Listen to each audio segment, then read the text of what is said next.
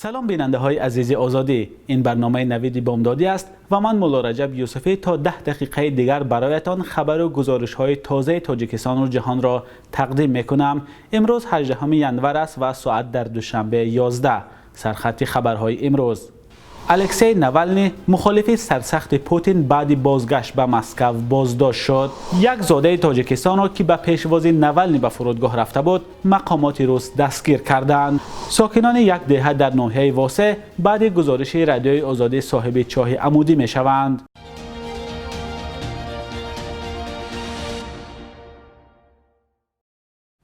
الکسی نوالنی سیاستمدار مخالف کرملین را که بعد از ماه‌ها معالجه شام 17 ینور از آلمان به مسکو برگشت در فرودگاه شرمتوو دستگیر می‌کردند. به وکیل مدافعش اجازه ندادند که او را همراهی کند. خبرگزاری اینترفکس نوشت خدمات فدرالی زندان‌های روسیه بازداشت سیاستمدار 44 ساله را تصدیق کرده است. مقامات گفتند او از روز 29 دکبر سال گذشته تحت جستجو بود.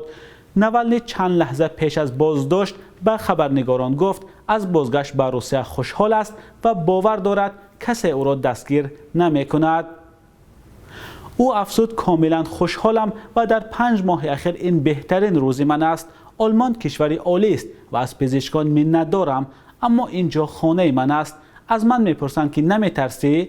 من با حس کاملا خوب به خانه می روم. برای آنکه حق هستم، میدانم که پرونده به ضد من بافته است. نه تنها حقیقت با من است، بلکه دادگاه نیز طرف من است. مرا بر اساس پرونده محکوم کردنی هستند که دادگاه اروپایی به فایده من خلاصه داده است. من از چیزی نمی ترسم و از شما نیز می خواهم که نترسید. الکسی نوالنی ماه آگوست سال 2020 بعد از آنکه در هواپیما در روسیه زهرآلود شد برای معالجه به شفاخانه برلین انتقال یافته بود. سنجش ها در آلمان و فرانسه و شویتسیا تصدیق کردند که او با زهر نظامی نوع نویچاک زهرآلود کرده شده است. نوالنی پرزیدنت روسیه ولادیمیر پوتین را در تشکیل حمله عیبدار کرد، اما کرملین اتهام را رد نمود.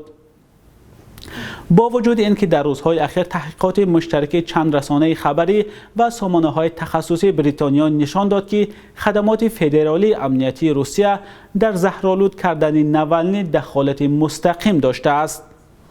سمرالدین رجبوف، یک زاده تاجیکستان در روسیه، شام 17 ینور در توییتر خبر داد که او را همراه چند نفر دیگر در فرودگاه شرمتوو مسکو بازداشت کردند. بنا به نوشته‌اش آنها به استقبال پیشوای مخالفین روسیه الکسی نوالنی به فرودگاه رفته بودند. نوالنی بعد از ماه‌ها معالجه شام یکشنبه از آلمان به مسکو برگشت و از طرف نیروهای حفظ حقوق روسیه دستگیر شد. قرار بود هواپیمای حامل منتقد کرملین در فرودگاه ونوکوو پایین آید، اما ناگهان در فرودگاه شرمتوو نشست. سمرالدین رجبوف هم در توییتر نوشته است او با عذاب خود را به شرمتوو رساند. بعضی از رسانه‌های روسیه نوشتند سمرالدین رجبوف و همراهانش را به بخش نوبتداری فرودگاه بردند. در ونوکوو نیز چندی از طرفداران الکسی نوالنی را دستگیر کردند. سمرالدین رجبوف 23 ساله سال 2019 6 ماه از روی اتهام کوشش استفاده از زور به ضد مقامات در بازداشت بود و ماه دکبر همان سال با پرداخت 100,000 روبل جریمه آزاد شد. رجبوف این اتهام را رد کرده است. مقامات رسمی میگویند افراد مسلح 2 دادرس زن را در شهر کابل کشتند که ادامه زنجیره قتل هدفمندانه در افغانستان است. در چند ماه گذشته خبرنگاران و حامیان حقوق زنان، چهره‌های فرهنگی و روحانیان معتدل در چنین حمله‌ها جان دادند. احمد فهیم قویم، سخنگوی دادگاه عالی، گفت هر 2 دادرس را که با ماشین به جای کارشان می رفتند شخصان ناشناس صبح روز 17 ینور تیرباران کردند. پلیس کابل وقوع حادثه را تصدیق کرد. احمد فهیم قویم گفت که هر 2 زن در دادگاه عالی کار می‌کردند، اما نامشان را نبرد. راننده آنها زخمی شده است. کسی مسئولیت تیراندازی را به عهده نگرفته است، ولی امریکا و مقامات افغانستان سوء قصد به جان افراد علیحده و شناخته را کار دست طالبان می‌دانند. گروه طالبان میگوید در این حمله ها دست ندارد. حامیان حقوق گفتند قتل چهره‌های شناخته، ترسانیدن جامعه مدنی، سرکوب کردن صدای دیگر اندیشان و حامیان حقوق زنان است که بعد سقوط طالبان در سال 2001 در افغانستان به پیشرفت زیاد نائل شدند.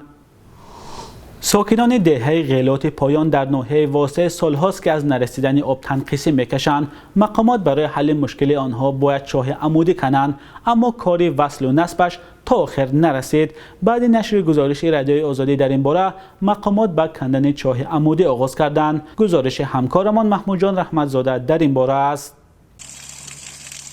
این چاه عمودی را برای آبیاری کردن دهه غیلات پایان ناحیه واسطه کندند، اما کار وصل و نصبش تا آخر نرسیده است. فصل سرما رسید. ساکنان این دهه میگویند در دوره پاندمیای کرونا ویروسی نو به رادیو آزادی شکایت کرده بودند که این بیماری همگیر آنها را از آب آشامیدنی محروم کرده است. عاقلان دولت و ساکن دهه غیلات پایان میگوید که بعد نشر گزارش مقامات به دهه آمده از حال آنها پرسان کردند و وعده دادند که دههشان صاحب آب می شود. کم و بیش آوردن میگم که کاش در وکیلا توربای آور گذاروندن و مودا نرسیده. آمد وکیل گفت که با نمی کوچه‌تون ده توچکا او میبرارم وعده‌مون داد. گفت با ماه نوامبر اوتون میبرایا نکی نشید. کندن چاه عمودی بعد یک ماه گزارش رادیوی آزادی با مبلغ 400,000 تومان آغاز کردند. حالا به یک قسمت دهه آب آمده است.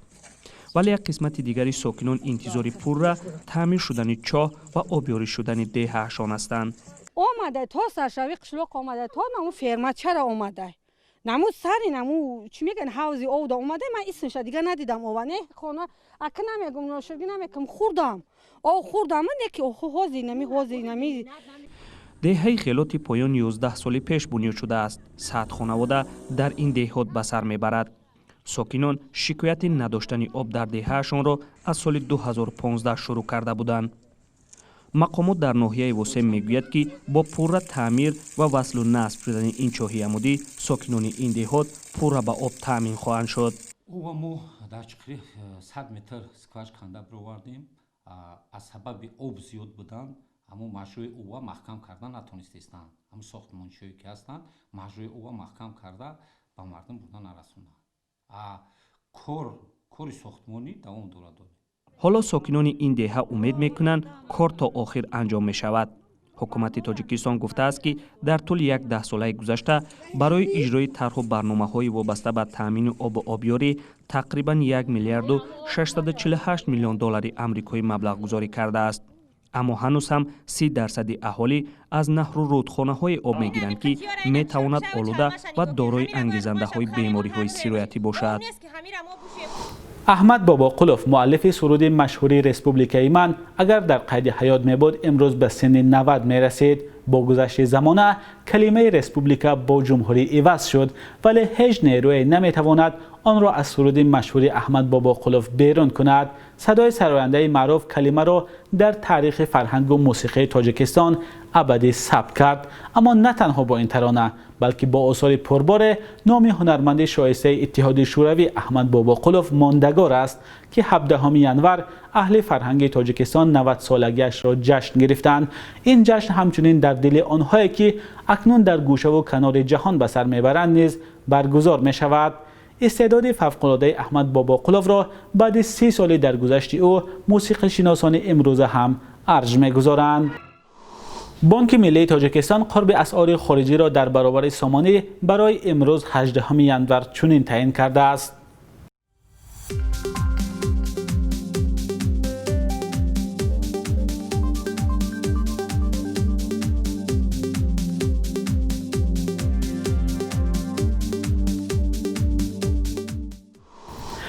بیننده های عزیز، خبر و گزارش های تاجیکستان و جهان در برنامه نوید بامدادی تقدیم شما شد. با ما بودن را فراموش نکنید و نظر و پیشنهاد خود را حتما به ما نویسید. تا صبح دیگر، خدا نگهدار هر یک شما.